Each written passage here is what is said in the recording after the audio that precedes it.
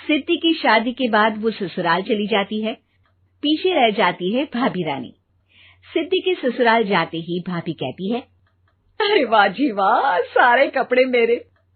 हाय रे पैंट, अरे वाह वाह, मजा आ जाएगा। अरे ये सिद्धि की अलमारी के सामने खड़े होकर क्या बड़बड़ा रही है? जा जाकर देख मेहमानों को विदाई की मिठाई मिली कि नहीं। अब हाँ माँ जी, क्यों नहीं, लेकिन पहले कपड़े तो बदल लूं। अब रानी आ जाती है सिद्धि के उन कपड़ों में जो वो ससुराल जाने से पहले घर छोड़ जाती है। अरे रानी, कुछ दिन रुक जाती। अरे ये तो सिद्धि बिटिया को मैंने ही दिया था, बड़ा ही फबता था उस पर, तुझ पर तो कुछ खास नहीं लग रहा। अब वो ना मेरे सारे कपड़े गीले थे तो सोचा पहन लूं। वैसे भी सिद्धि को कौन सा दिन पुराने आउटडेटेड कपड़ों को पहनना है। वैसे भी ये सूट तो मैंने तभी पहना था, वैसे खास है भी नहीं ये। हाँ ठीक है, लेकिन ना मेरी सिद्धि पर तो जमता था। सारे मेहमान चले जाते हैं और सिद्धि ससुराल से मायके पहली बार आती है। अपना घर, अपना कमरा, अपनी अलमारी। ये बोलकर जैसे ही सिद्धि अलमारी खोलती है तो सामने उसके कपड़ों की जगह कुछ और ही रखा होता है। माँ, ओ माँ, जरा कमरे में तो आना। सास और रानी वहां पहुंच जाते हैं। रानी ने पहनी होती है सिद्धि की जींस और टी शर्ट। अरे भाभी, ये क्या? ये तो मेरी बड़ी ही महंगी टी शर्ट है, इसे आपने घर में क्यों पहनी है? अरे बहुत मिलती है दीदी ये चौक की मार्केट में, 150 में। ओ भाभी प्लीज, ये एरोपोस्टल है, 2000 की एक टी शर्ट। ओहो, 2000 में तो दीदी 4 साड़ी आ जाए। अब क्या बोलूं? भाभी, ये मेरी अलमारी में छोटू के कपड़े, तो मेरे कपड़े कहाँ हैं? मेरी अलमारी में? अब दीदी आपको कौन से पुराने कपड़े पहनने थे? माना भाभी, लेकिन मैं जब घर आती तो यही सब पहनती ना। अरे तुम तो बड़ी कंजूस हो दीदी। खैर, वक्त आता है जब सिद्धि ससुराल के लिए रवाना हो रही होती है। अरे रानी, अंदर से सिद्धि का गिफ्ट ले आ, लड़की पहली बार ससुराल से मायके आई है। रानी अंदर जाती है और एक सिंपल सी साड़ी लेकर बाहर आ जाती है। ये लीजिए माँ जी। सास बेटी को गिफ्ट देकर ससुराल भेजती है। अगले दिन रानी एक सुंदर सी साड़ी पहनकर सामने आती है।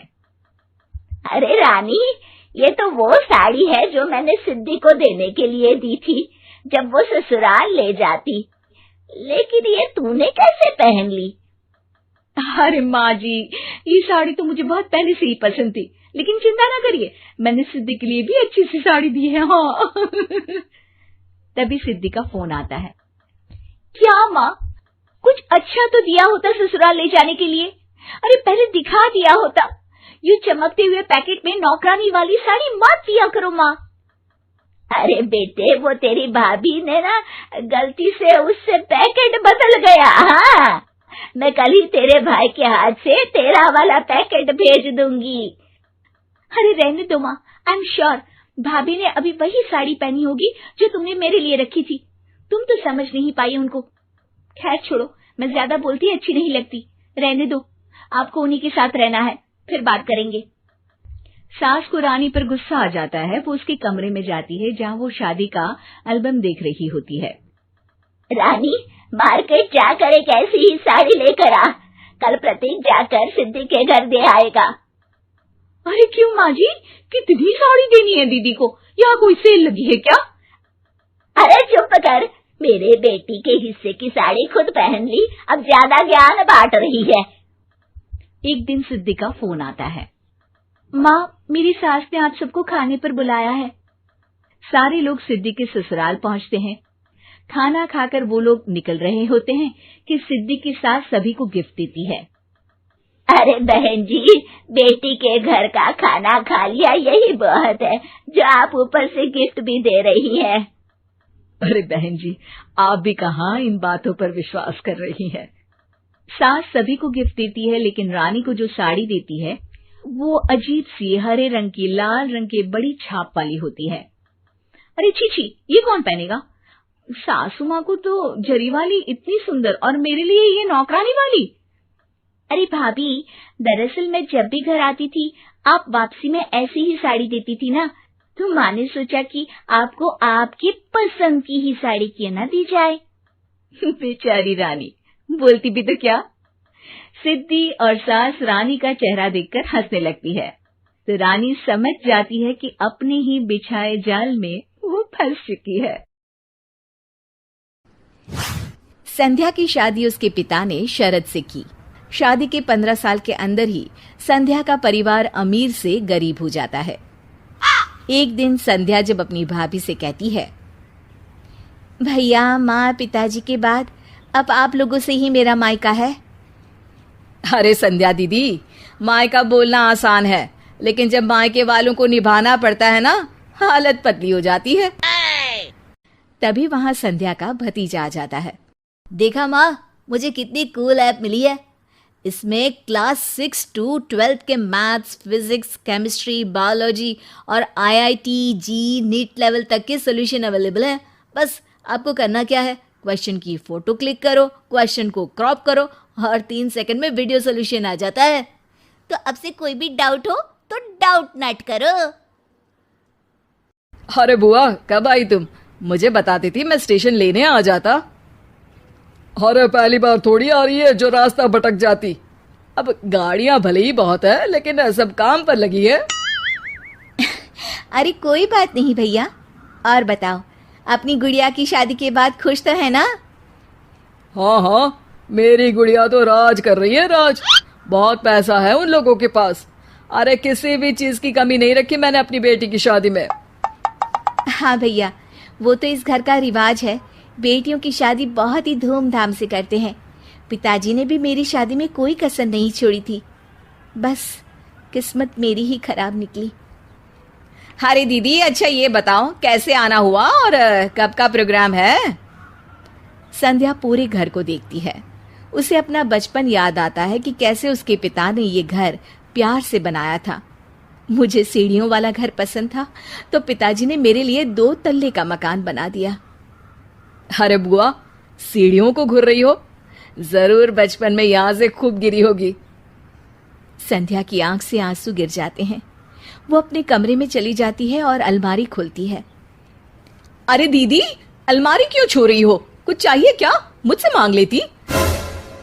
अरे नहीं भाभी, बचपन से ये अलमारी में मेरे खिलौने और गुड़िया रहा करती थी। हाय रे दीदी, अब क्या बंटवारा चाह रही हैं क्या? संध्या भाभी की इस बात पर घबरा कर वहां से निकल जाती है। अगली सुबह घर में संध्या को न देखकर भतीजा बोलता है, माँ, अरे माँ, ये बुआ दिखाई नहीं दे रही, कहाँ गई? अरे चली गई होगी, कह तो रही थी कि मन नहीं लग रहा है। अरे पापा, ऐसे कैसे बिना बताए चली गई? अरे कल अलमारी खोलकर खड़ी थी, कहीं कुछ उड़ा तो नहीं ले गई? भतीजी को बुआ की बात सुनकर गुस्सा आ जाता है। वो वहां से चला जाता है। अगले दिन, अरे शेखर कहाँ मर गया? तेरी बहन आ रही है ससुराल से, जल्दी जा स्टेशन। और सुन, वो लंबी वाली कार लेकर जाना, उसकी पसंदीदा है। ओहो पिताजी, आ जाएगी। कौन सा पहली बार आ रही है? माँ को गुस्सा आ जाता है। हाँ, अब मेरी बेटी को स्टेशन से खुद ही आना पड़ेगा। वाह जी वाह। शेखर, हुआ क्या है तुझे? क्यों नहीं जा रहा है अपनी बहन को लेने? उसने तेरे लिए क्या क्या नहीं किया, कितना प्यार करती है वो तुझसे। पिताजी, प्यार तो बुआ भी आपसे कम नहीं करती थी। फिर भी उन्हें ना कोई लेने और ना ही कोई छोड़ने जाता है, वो क्यों भला? पिता को गुस्सा आ जाता है और वो उसे थप्पड़ मार देते हैं। अरे बस करो, क्यों आप दोनों उस संध्या के लिए लड़ रहे हो? ठीक है पिताजी, आज तो आप ड्राइवर को भेजकर अपनी बेटी को ले आइए, लेकिन याद रखिए, अपनी शादी के बाद मैं अपनी बहन को कभी नहीं पूछूंगा। पिता को अपनी गलती का एहसास होता है। आज बुआ का जन्मदिन है, याद तो होगा नहीं आपको? पिता की आंख भर आती है। लेकिन तभी वहां अपनी पसंदीदा कार से संध्या घर आती है।